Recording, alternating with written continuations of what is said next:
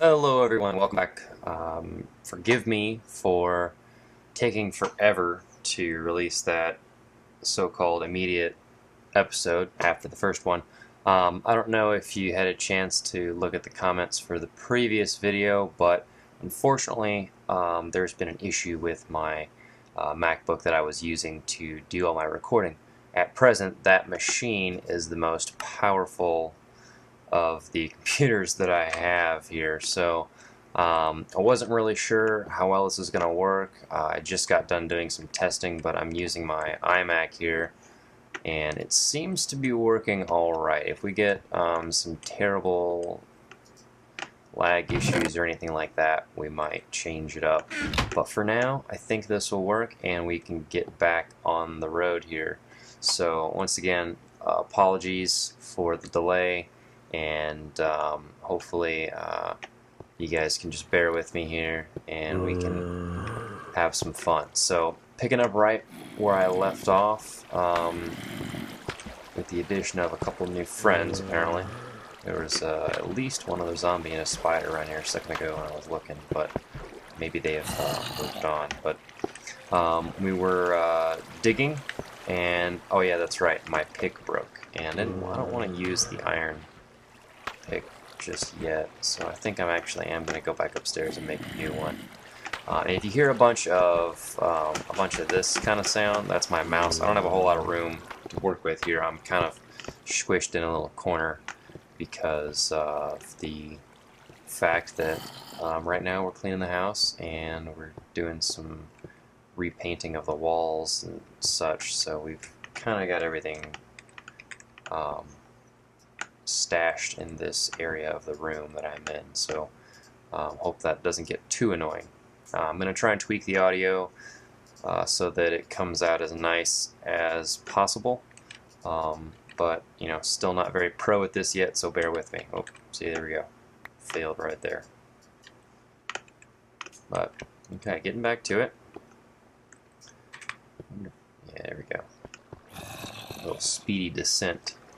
So today, what I would like to do is find some redstone. That's kind of my objective. First objective at the moment. I would like to find some redstone so that I can make my tier 2 covalence dust. And I don't want to get too carried away with things like what I'm doing right now. We are at level 26, which is not quite as far down as I'd like to go. And if I encounter resources on the way, you know, I don't want to get too carried away and spend too much time getting some of the extra stuff. As nice as it is to have, I'd like to stick to the plan here. So right now, that plan is to find redstone. Immediately following redstone, I'd like to find some diamonds, because we're going to need 4 diamonds right out of the gate here. What I like to do in my Minecraft world, so that's not going to work, is the first diamond I find goes towards my tier 3 covalence dust, which will get the divining rod. And real quick here, side note for those who maybe haven't seen this before, this is not diamond. And actually, although it's not diamond, I'm just going to do like that because I don't need a shovel. Well, no, what I'm going to do is this, because I might need a shovel, but I won't need an axe. This is actually Nikolite. It looks similar to diamond a little bit. The more time you spend around it, the more differences you'll see. It's definitely darker. It's not got that shiny, brilliant white kind of look to it. But you know, given the light level and such, it can be kind of sneaky. But it definitely shows up in a lot larger quantities. Very similar to redstone, as you can see. It breaks into I don't know if it's always 4 or maybe it's an average 4. It seems to be always 4. Nikolite dust pieces. I think it's just called Nikolite, but yeah, it's similar concept to redstone, and it's used in the Red Power 2 mod for the different energy using machines and the energy generation type stuff. It's oh, silly me, using the stone pickaxe. It's kind of like I said, it's kind of like redstone, but instead of signaling, it's used more for power transmission and such. Ooh, look at that. A fiery Vs crystal. Awesome. So anyway, like I said, not quite where I want to be yet, and same deal. Don't want to get too distracted here, but I did want to explain that to you guys for those who don't know. And hey, we got a Visa crystal out of it, so I'm not gonna complain about that. Continuing on down here, we're actually really close. I like to be, like I said in the last episode, around 10, 11, 12, somewhere like that. I think I like to put Steve's head at 11. That means that his feet is on 10, and hopefully we won't run into any lava lakes that way, or even better than that, we won't dig any lava lakes out from over top of us. So this is about where we want to be. Looks about right. So I'm just going to dig out a little bit here. I'll probably cut the video because this is just boring digging into the unknown, but not with the intention of finding anything, so that implies that it will be boring. So bear with me here. I'll be right back. I'm going to make a little clearing, and I will see you shortly. Literally 2 seconds after we left there, we found lava. So this is what I was talking about. Lava lakes. But hey, look at that. We got some redstone. Awesome. So, still, and I realize that the lava physics probably won't do anything to the effect that we're going to catch on fire here, but it just makes me nervous, so we're going to cover that up. But I still would like to clear out this area because this is where I want to start doing some branch mining in the future. So I'm still gonna finish that up, and then we will go see about getting that redstone over there. So I'll be right back.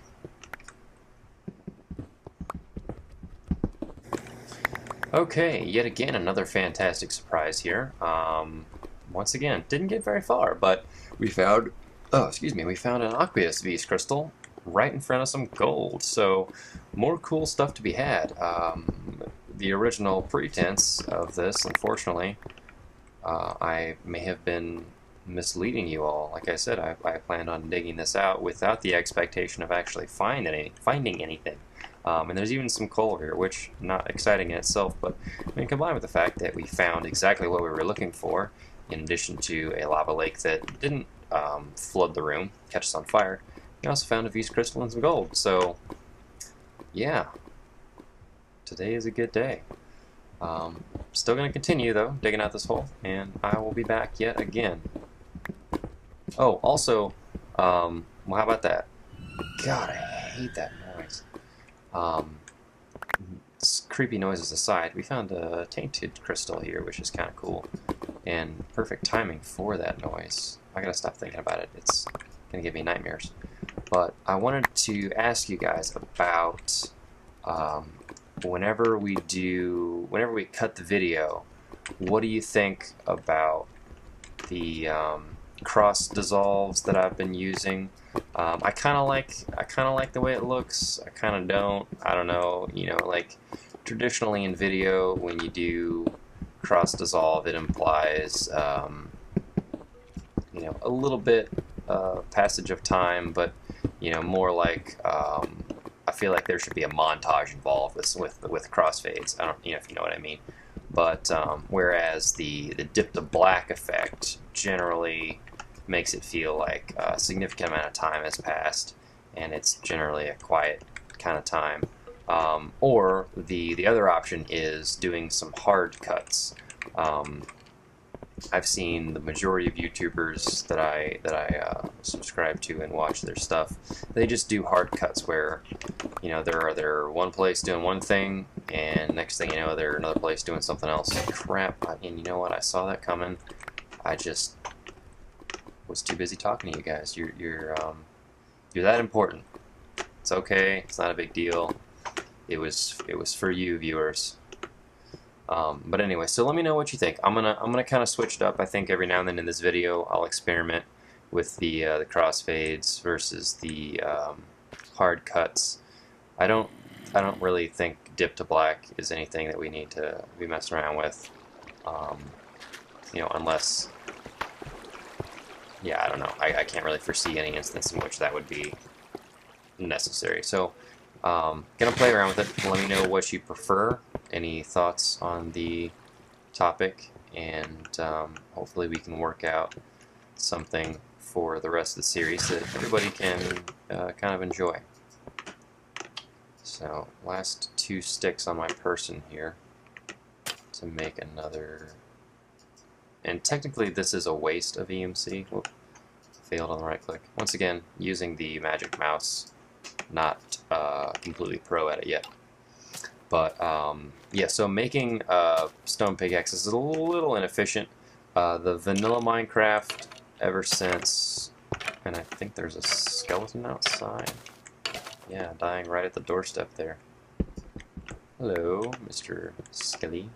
Didn't drop any bones, just an arrow. What a jerk. The vanilla Minecraft mechanics as of, I believe, 1.0, maybe it was in like 1.81, but I'm pretty sure it was a 1.0 thing. They added the ability to combine multiple tools of the same type that had usage on them, and you could repair. You could kind of, it would. I think the idea was it took the addition, or the sum of the 2 values multiplied by some coefficient determined by the usage of each. So, like, the idea was if you waited either longer, I don't know. I don't really know how it worked. I never really used it that much. Anyway, the point is, instead of doing that and instead of breaking tools, it's actually more efficient for us to repair it. Cool, 10. It's actually more efficient for us to repair it using the covalence dust, because if you recall, what covalence dust is made of is coal, which I'm starting to actually think now it's 64. I'm gonna have to check. As soon as we get a transmutation table, I'm going to clarify what the EMC value of that stuff is. I could just look it up on the wiki, but I'm busy right now.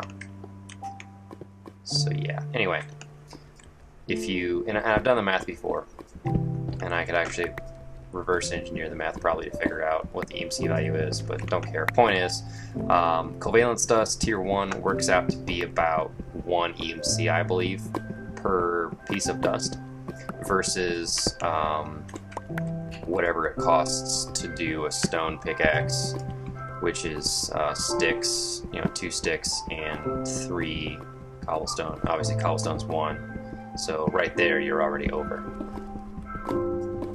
given that sticks don't come for free, which they don't, in fact. So cool, another lava lake there. Anyway, I think I made the point. Covalence dust is efficient. I like to be efficient. Speaking of efficiency, I plan on going to the Ford place tomorrow, and if you're a car person and you don't like Ford, I'm sorry, but I don't really care about who manufactures what. I prefer to buy American stuff. But that aside, they made a really cool version of the 2012 Focus that is all electric. So I hope to wander on down to the Ford place tomorrow and have a look at one, because it seems like a really cool, reasonably priced vehicle for all of the technology and stuff that's incorporated into that. And I'm big on technology. I really like BMWs for that reason. They seem to be full of techno goodies, and this Ford kind of offers something similar, especially in the fact that by design it runs on electricity. It does have a 2-cylinder gas generator, though, for those of you who are like, what if you want to go further than you have battery power? Well, they thought of that. Those smarty pants people over there. Cool. Irony, Aqueous Feast Crystal, near a lava lake. But also, that is an emerald. Anyway, so I hope to go down there tomorrow and check that out. It's going to be cool. I might even do a little video about it, because that's how I roll these days, is YouTube. Man, look at this. Today's a good day indeed. Good day. And that's another tainted crystal. But, and this might not be the greatest idea. I'm going to do that, so in case there's lava above here, it doesn't flow out. Never dig straight up, kids. Never. Oh, see, that's one of the reasons why. There's a cave up there. Could have been worse. Could have been lava, but like I said, I'm pretty sure we're above the lava as it stands now. And I really would, I would like to collect this redstone, but I don't need it at the moment, and I would like to save these lava source blocks for obsidian later, because I'm not sure exactly how much of that stuff we're gonna run into down the road here. Oh, on another note, I also plan to make a Terra Firma Craft Let's Play series. I really like the idea of Terra Firma Craft. For those of you who don't know what I'm talking about, Direwolf20 did a really cool spotlight on it. It's a independent mod, and I guess what I mean by that is it pretty much takes the cake in terms of like what I'm doing right here. I've got a bunch of mods installed, like I talked about, I think. And if I didn't talk about it, I'll go over what I have installed again, and we'll kind of also get to that as we progress through the tech tree here. But it pretty much is a full conversion mod in that you completely redo the way that Minecraft works. Really cool.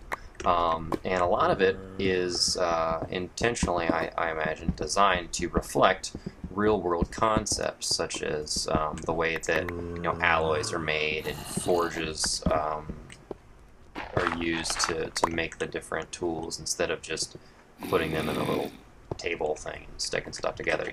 So it's designed to reflect more real-world mechanics, and it's really neat. So I plan on doing a Let's Play series on that, hopefully at the same time. So hopefully I can run these two things side by side and have the time to make all of those videos for you guys.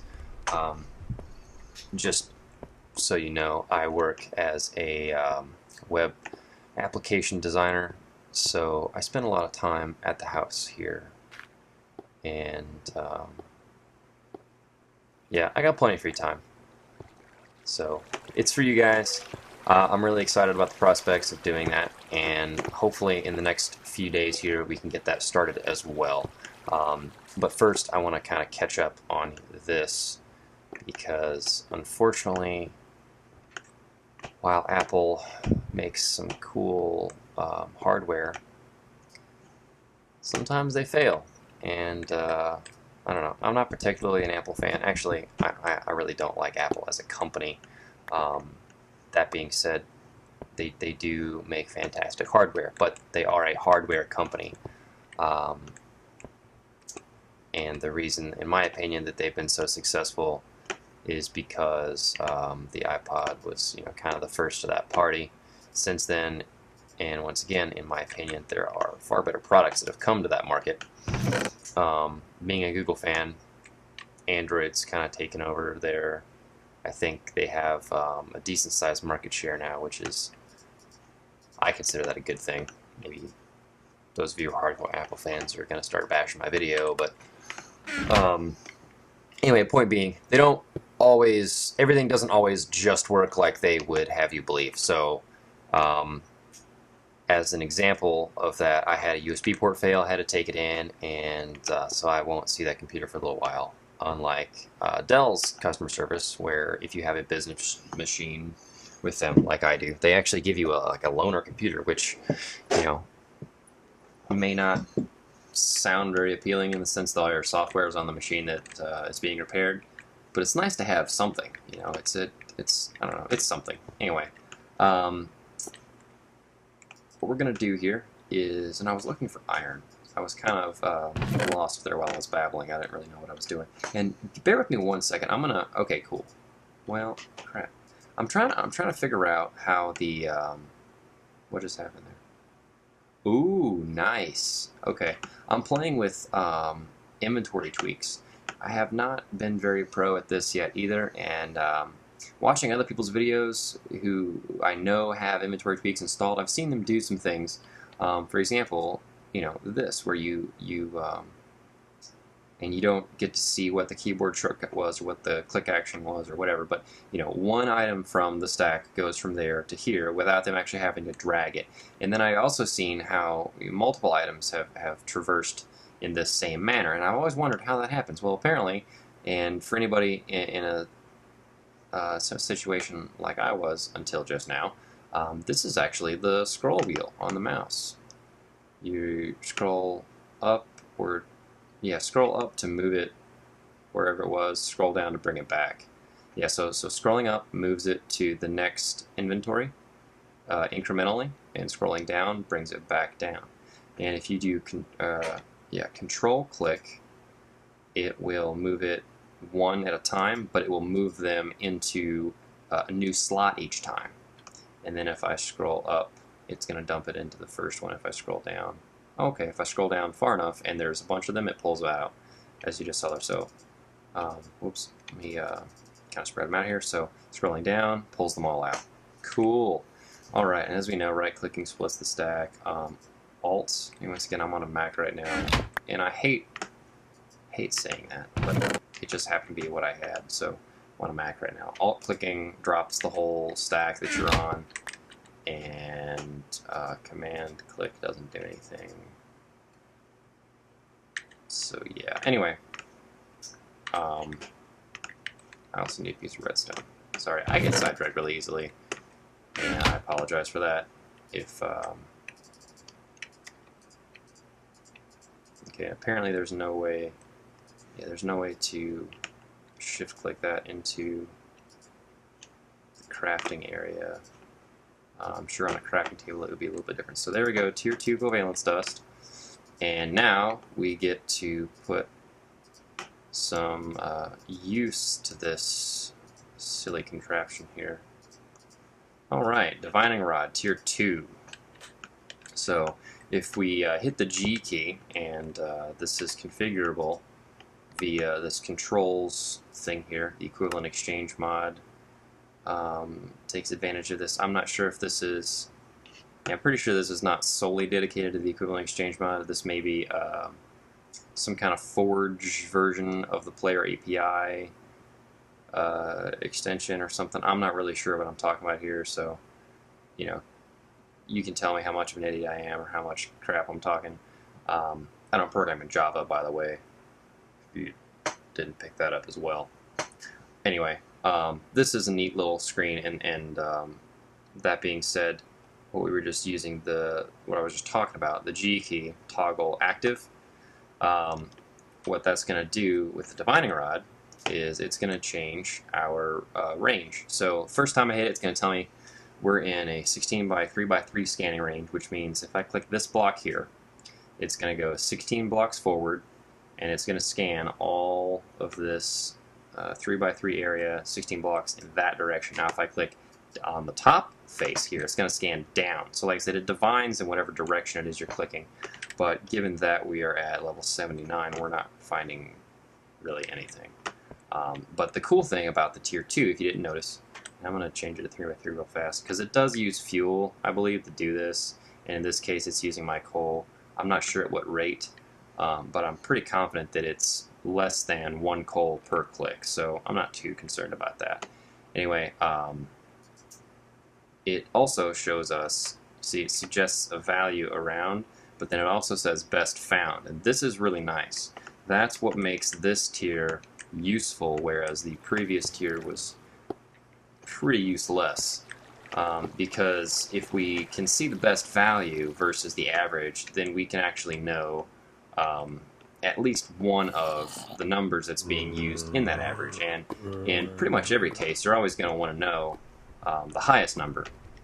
So when we go searching for diamond and such, you know, that's when, yeah, see 32, I'm not really sure that is 512. That could be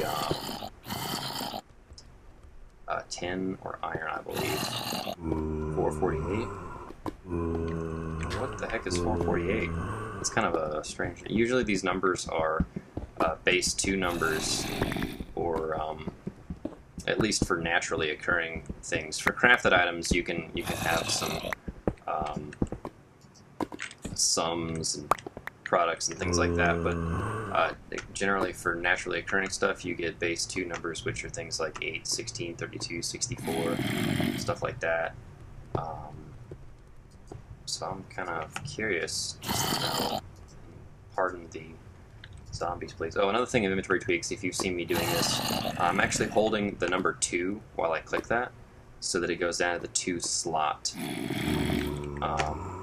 Pretty cool thing to have there. But yes, like I said, I'm curious as to what 448 could be.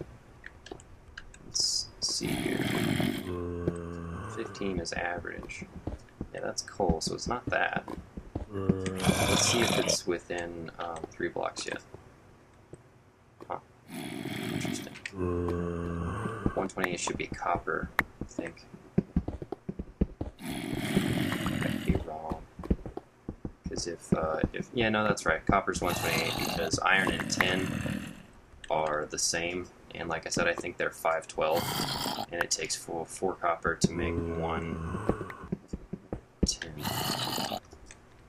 Huh.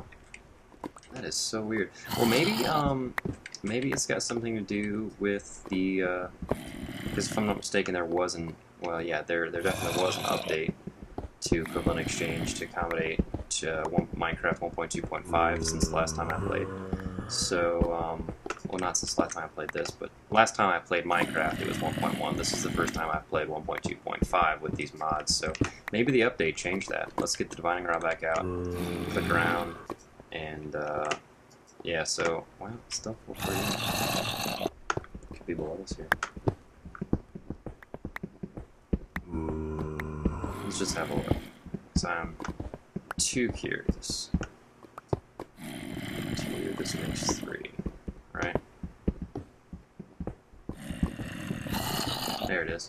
Yep, so I just cleared out a 3x3x3 area, and this is the face that it was reading. So apparently 10, right, that's what I was getting, I think. 10. Pretty sure we'll see it's 13 right now. Now it's 14. Yeah, so 10 is 448. Good to know. But yeah, so that face was not actually included in that 3x3x3 volume area because the block that we scanned was right there.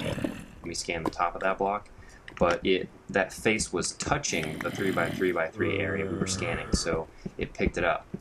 Also good to know. And what that means then is as we're going along, and you'll see me do this. As we're going along and we start finding materials that we want to investigate, we can scan the area.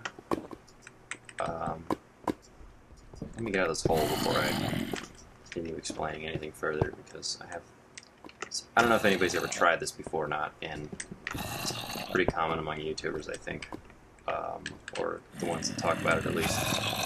It doesn't seem difficult at first to talk while Minecrafting, but in reality, yeah, it can be a challenge. Okay, so nothing else really. Let's put it in the 16x16 thing. Oh, look, that's gold. Anyway, back to what I was saying. As we go here, so this is a good as place as any to demonstrate. I'm just going to dig out here a little bit for demonstration purposes. Generally, I don't do this, but so we scanned this face here, so we know. Hey, what's that about? Okay.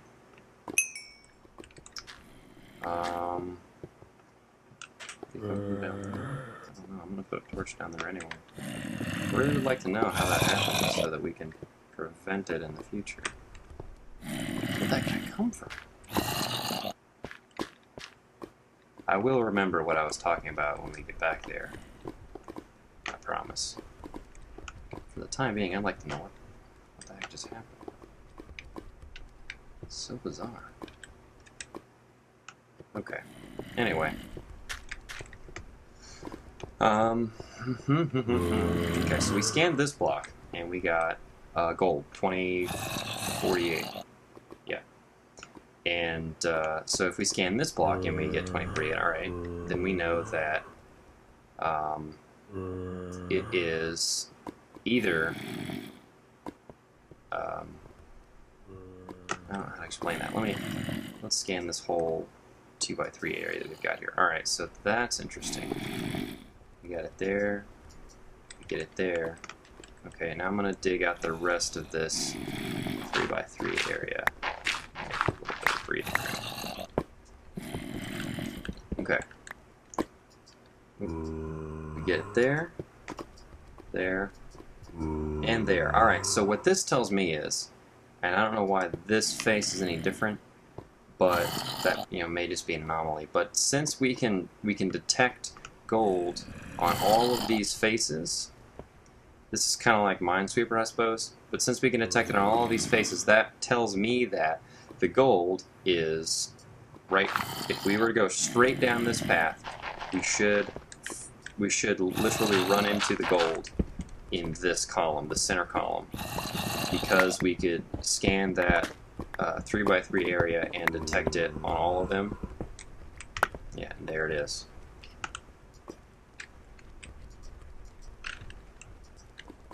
And that might actually mean that there's some more around here. I don't want to do that because yeah, so yeah, this was actually the opposite of what I thought. That's why, this here was 256 instead of, and once again, this is kind of rare. I think this is like having an 8 in Minesweeper. So this column here didn't actually have a gold block in it, but it appears that all of these other ones at least touched one somewhere. So we had one up here, we had one up here, one above that one. So that explains why this face, and this face, and this one touch it. And so there also must be some gold over here somewhere too. Yeah. Anyway, you get the idea. You don't have to be crazy calculative or anything like that with your divining rod. Just divine, see what you get, and go dig it out. Yeah. And it's always a good idea to dig around your ore nodes there and make sure that there's nothing else, because sometimes they skip a block, or sometimes ores generate really close to each other like that. And Magic Mouse is trolling me here. It's capacitive. It's the capacitive scroll bar, or the mouse wheel, capacitive mouse wheel that's throwing me off. But yeah, so look at that. Had we not dug out this one layer, we wouldn't have been able to see this sapphire, which is really nice. Not really having a use yet. It's part of the Red Power 2 mod, and Red Power 2 is in pre-release 5 as of present. So that right there should indicate it's totally acceptable for some of the materials not to have a use yet, because it's in pre-release, so what do you want? But the only thing you can use these for right now is tools, I think, unless something changed very recently that I am not aware of. And given what we are going to craft as soon as we find some diamonds, we're not actually going to need that. But otherwise, they're really nice tools. They don't have quite the durability of diamond, but they do have diamond speed, and they can mine everything that diamond can, with one exception, I believe, which is obsidian. Other than that, really cool stuff. You can also make, there's a tool called Handsaw, which is a part of the Red Power mod, and Red Power added a really neat bit of functionality that allows you to cut just about any construction type block into pieces. And there's slabs is the first cut, which you can actually do in some vanilla stuff when you do like you do 3 stone side by side. You get a stone slab or cobblestone slab. You can do a stone brick slab, I believe. You can also do a wooden slab. But with the Red Power 2 functionality, you don't have to craft that with 3, which kind of doesn't really make sense if you think about it in terms of actual volume of material. You're using 3 blocks to get, you know, I guess the output makes it make sense because I think it doubles it. But anyway, other than that, it's kind of silly. But Red Power 2 lets you use 1 block, and then you put a handsaw in the crafting table with it, and then you cut it in half, and then you can cut that half in half. So it goes from the actual block to slabs to panels to covers, I believe. And then that's if you cut it across 1 dimension. You can swap the X and Y position. I don't know if that really made sense. What I mean to say is that you can put the saw and the item you're cutting in horizontally or vertically, and depending on which direction you cut it, you change what you get. So you get vertically cut slabs or horizontal cut slabs, whereas in the vanilla slabs that are available, you can only do, wow, not cool. Vanilla slabs. Should I even bother talking right now? Okay, we need to plug that hole. And where's Steve Carell when you need him? Because that's what she said. I think there was one in there somewhere. Maybe not. Could just be me. But anyway. So what I was trying to explain was with vanilla slabs, they're all horizontal, whereas with the Red Power 2 functionality, you can cut them as you desire, and then that also allows for you to cut them across both dimensions, so that you can make, they're called strips. You can make whatever the first dimension is. So say for example you cut 1 stone in half, and it might just be easier for me to show this to you instead of trying to explain it while I'm getting attacked by everything. But whatever the first dimension ends up being, we don't need this, we don't need that. I like zombie brains, I don't care for the zombie meat. The second dimension is strips, I think, and then you can cut it on the third dimension, then it's corners. So you can have, say you cut a piece of stone in half once, that's a panel. So if you cut the panel in half across the other dimension, it becomes a panel strip. And then if you cut it on the third dimension, it's a panel cover, I believe. I'm pretty sure that's the naming convention that it follows. Not 100% sure on that, but anyway, wow, that was quite an experience. Okay, somebody please tell me if I just missed that before, because I don't remember seeing that, and I feel like that's something I should have noticed. So what I'm doing right now is I'm scanning this 3x3 area, and the idea is that, or these 3 blocks, the idea is that if it appears, first block I scanned was here, I think, yeah, and it did not appear on this block. So if it did appear on this block, and also on this block, that tells me that this is the horizontal center. So what I'm going to do now is scan up, and it's not there, but it is there, and it's also there. So now what I want to do is check below it, and I hope this is making sense. So it's there, so that tells me that this should be the vertical center. So if I dig straight this way, put Steve's feet on this block here. I hate it when this happens. You have dirt on one face and then stone on the other. Oh wow, not good. Should have saw that coming.